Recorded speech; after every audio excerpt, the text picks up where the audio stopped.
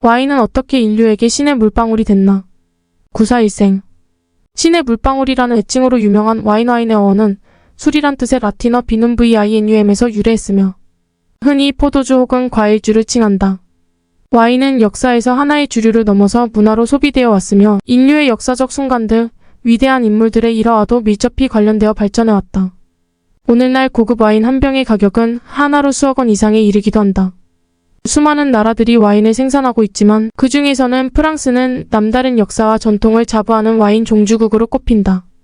10월 17일 방송된 TVN 벌거벗은 세계사 121회에서는 신의 물방울 와인은 어떻게 프랑스의 자존심이 되었나 편을 통하여 와인의 역사를 조명했다. 국내 최고의 와인 전문가인 고재윤 경희대 호텔관광학과 명예교수가 이날의 강연자로 나섰다. 와인의 역사는 인류의 기원으로 거슬러 올라간다. 8,000년 전 조지아에서는 신석기 시대의 유물을 통하여 당시 신석기인들이 토기를 땅에 묻고 와인을 발효하여 마셨을 것으로 추측되는 흔적을 찾아냈다. 이는 한국인들의 전통적으로 김치를 발효시키는 김장 방법과도 유사하다.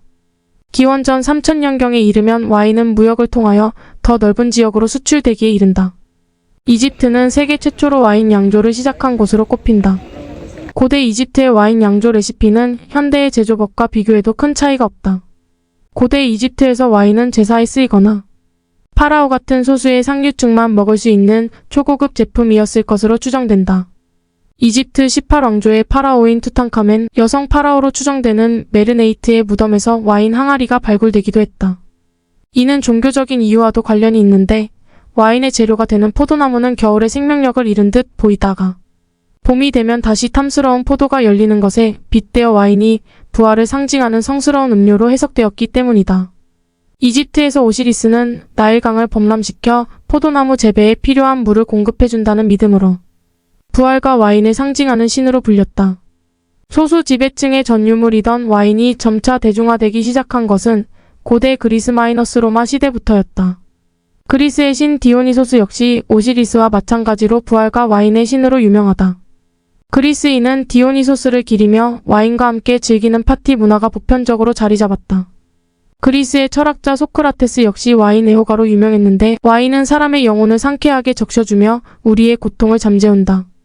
라는 찬사를 남기기도 했다. 웨이터들이 와인을 한 손으로 따르고 한 손은 뒷짐을 지는 서빙 문화도 그리스에서 비롯됐다. 여기에는 유명한 뒤이야기가 있는데 당시 그리스에서는 노예가 주인이 취한 틈을 타 공격하여 상해를 입히는 일이 빈번했다고 한다. 이를 방지하기 위하여 노예의 옷을 발가벗겨 무기를 숨기지 못하게 되고 왼손을 등 뒤에 묶은 것이 오늘날의 와인 서빙 문화의 기원이 됐다. 로마 제국 초기에는 귀한 고가품인 와인을 여성과 30대 미만 남성에게는 금지하는 법안이 나오기도 했다. 법을 어기고 와인을 마신 여성은 이혼을 당하거나 심지어 사형까지 당한 경우도 있었다. 아내가 와인을 마셨는지 확인할 수 있도록 남편에게 키스를 허용하는 황당한 법도 존재했다. 하지만 포엔이 전쟁의 -3차 BC 264-146 이후 승전국이 된 로마는 카르타고부터 포도 재배부터 와인 양조 기술을 모조리 흡수하면서 눈부신 발전을 이루게 된다. 식문화의 변화로 와인이 필수품이 되면서 이제 사회적 지위에 상관없이 많은 대중들이 함께 와인을 즐길 수 있게 되었다. 고대인들은 와인을 더 맛있게 즐기기 위하여 다양한 첨가물을 넣기 시작했는데 여기에는 소금과 물을 비롯하여 심지어 납까지 포함되어 있었다. 의학적 지식이 부족했던 과거에는 와인의 아세트산과 납이 만나면 더 달달한 맛을 이끌어낼 수 있는 것으로 여겨졌다. 고대 로마의 폭군으로 유명한 네로. 황제의 폭력성이 와인을 즐기면서 생긴 납 중독 때문이라는 속설이 나오기도 했다. 대제국을 건설한 로마 제국의 번영은 와인을 전 유럽에 전파하는 데도 큰 영향을 미쳤다. 와인은 로마군 병사들의 필수품이기도 했는데 석회질 성분 때문에 마음 놓고 마실 수 없었던 물보다 와인이 더 위생적이고 안전한 음료수라고 생각했기 때문이다. 또한 로마인들은 보급상의 문제를 해결하기 위하여 현지에 포도밭을 건설하고 현지인들에게 포도 재배와 와인 양조 방법을 전수하면서 자연스럽게 와인이 유럽으로 확산되기에 이르렀다. 이 과정에서 와인이 숙성될수록 품질이 더 향상된다는 사실도 알게 되었다. 로마가 와인을 통하여 인류사에 미친 또 하나의 영향은 와인을 기독교의 상징으로 만드는 계기가 되었다는 것이다. 로마는 초기에는 기독교를 탄압했으나 콘스탄티누스 마이너스 테오도시우스 황제를 거치며 기독교를 공인하고 심지어 국교로 선정하기에 이른다. 와인은 예수와 제자들의 최후의 만찬을 묘사한 마태복음 등 성경에도 비중 있게 등장한다. 이후 기독교인들은 예수의 희생을 기리기 위하여 성찬식마다 예수의 피와 살을 상징하는 포도주와 빵을 먹게 되었다. 와인은 기독교에서 인정받으며 특별한 지위를 인정받은 존재가 되었다. 이처럼 와인의 역사는 길고 광범위하게 이어져 왔는데 현대에 유독 프랑스가 와인 종주국이라는 타이틀로 이름이 알려진 이유는 무엇일까? 이 역시 종교적인 이유가 큰 비중을 차지했다.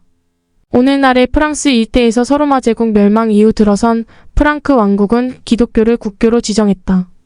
왕국 곳곳에서는 교회와 수도원이 건설되었고 이들은 살림을 위하여 와인을 만들어 팔았다.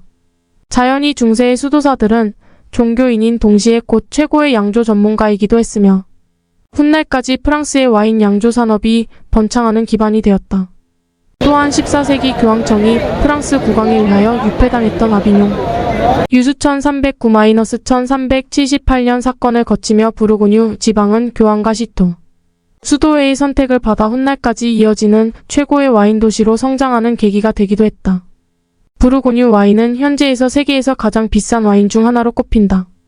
테루아티이아라 로아이알는 프랑스어로 토양 혹은 풍토를 뜻하며 와인이 만들어지기 위한 자연 환경과 배경을 모두 포괄하는 의미로 사용된다. 시토 수도사들은 와인 제조에 최적화된 땅을 구분하여 등급을 나누고 철저하게 관리했다. 인접한 구역에 같은 품종을 심어도 각각 다른 맛과 향을 내는 와인의 특성을 활용하여 구역에 따라 맞춤형 양조 방식을 도입했다. 이렇게 탄생한 부르고뉴 와인은 신선하고 상큼한 과일 맛이 특징으로 꼽힌다. 프랑스 샹파뉴 지방에서는 기후 차이로 포도를 늦게 수확하여 양조하면서 겨울에 중단되었던 발효가 봄이 되어 다시 시작되느라 탄산의 압력으로 병이 폭발하는 사례가 속출했다. 이 문제를 해결하기 위하여 투입된 수도사 돔 페리뇽은 포도 품종을 혼합하여 와인을 만드는 블렌딩 기법을 창안해냈다. 문제점으로 여겨지던 탄산은 오히려 상파뉴 와인만의 특색이 되었고 이것이 바로 샴페인의 기원이다. 부르고뉴 마이너스 샹파뉴와 함께 제치고 프랑스의 대표적인 와인 명산지로 이름이 알려진 곳은 보르도였다.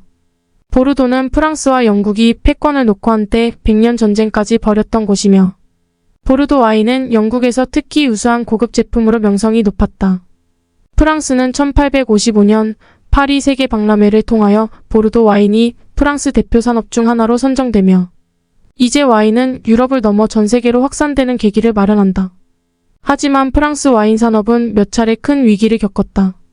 19세기 유럽, 특히 프랑스에서 창궐한 필록세라 PHYLLOXERA 포도뿌리 흙벌레 해충은 한때 프랑스 포도원의 40% 일대를 파괴하고 수많은 품종을 절멸시킬 정도로 엄청난 피해를 입히기도 했다. 훗날 미국 포도나무 뿌리에 프랑스산 포도나무 가지를 접목하는 접붙이기 방식이 도입되며 필록세라를 완전히 해결했지만 무려 18년이라는 시간이 걸렸다. 이 사건은 훗날까지 와인 역사에 큰 영향을 미쳤고 필록세라 창궐 이전에 제조되었던 제품의 희소성이 더욱 높아지는 결과를 초래했다. 현재 유럽에서 재배되는 포도나무는 모두 필록세라 사건 이후 도입된 신품종에 해당한다. 또 하나의 위기는 히틀러의 등장과 2차 세계대전이었다. 히틀러와 나치 세력은 프랑스 와인에 심취해 있었고 프랑스 침공 시 조직적으로 와인을 수탈하기 위하여 대규모의 병력을 파병하기도 했다. 히틀러의 개인 저장고에 수탈해간 와인만 50만 병에 이르렀다고 한다. 프랑스인들은 동굴이나 논밭에 귀중한 와인을 감추는 등 수탈을 피하기 위하여 필사적으로 노력했다. 앞선 두 사건이 불가피한 재난에 가까웠다면 1976년에 파리의 심판 저지먼트 어브 페리스는 이른바 와인 종주국을 자부하던 프랑스인의 자존심을 무너뜨린 희대의 굴욕으로 회자된다. 블라인드 테스트로 열린 와인 시음회에서 전문가로 구성된 심사위원들이 프랑스 와인보다 미국 와인에 손을 들어줬다는 결과가 나와버린 것. 시음에 참여한 심사위원과 전문가들도 모두 당황했고 어떻게든 이를 은폐하려고 했으나 미국 타임스에서 기사화를 시키며 전 세계에 알려지게 된다. 와인과 문화 강국을 자랑하던 프랑스인들의 자존심에는 큰 구멍을 내버렸다. 또한 30년 뒤인 2006년에 파리의 심판 30주년을 기념하여 다시 한번 전문가들을 모아놓고 열린 두 번째 시음회에서는 또다시 미국 와인의 완승으로 끝나며 오히려 1차 때보다 격차가 더 벌어진 모습으로 와인은 프랑스가 최고라는 주장이 설득력을 잃게 됐다. 최근 와인 산업을 위협하고 있는 또 다른 난제는 바로 기후위기다. 와인 생산자들은 기후위기에 맞춰 새로운 품종을 고민하고 더 좋은 품질과 신선한 포도로 와인을 만들기 위하여 고민을 거듭하고 있다. 프랑스와 미국 등 세계 각지에서 양질의 와인을 만들기 위한 선의의 경쟁도 계속되는 중이다. 신은 물을 만들었지만 인간은 와인을 만들었다. 빅토르 위고 와인은 사람의 마음을 즐겁게 해주며 그 즐거움은 모든 미덕의 어머니다. 괴테 거장들이 와인의 매력을 칭송하며 남긴 어록이다. 오랜 세월 숙성될수록 더 깊은 맛을 내는 와인처럼 오늘날 그 역사를 돌아보는 것은 단순히 술의 역사를 논하는 것을 넘어서 세계사 흐름을 바꾼 하나의 문화적 유산으로 받아들여지고 있다.